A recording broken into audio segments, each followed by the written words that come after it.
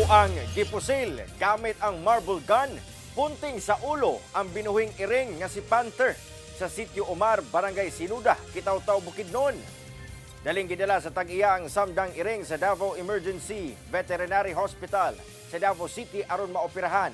Sumala sa veterinarian nga si Dr. Ronald Lunar, ang holen naigo sa ilong sa iring ug nalubong sa bungo. Maayo na lang daw kay daling nadala kini sa klinik. Milungtad og kapin usa ka oras ang surgery, una malampusong nakuha ang marble. Duda sa tag-iya nga ilahang silingan ang mihimo sa ilang alaga. Gumikan na sayod sila nga duna kini marble gun.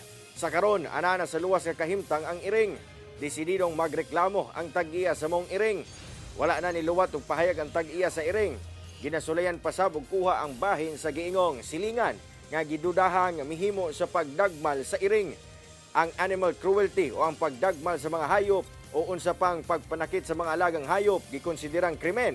Ilawom sa Republic Act 8485 o ang Animal Welfare Act of the Philippines.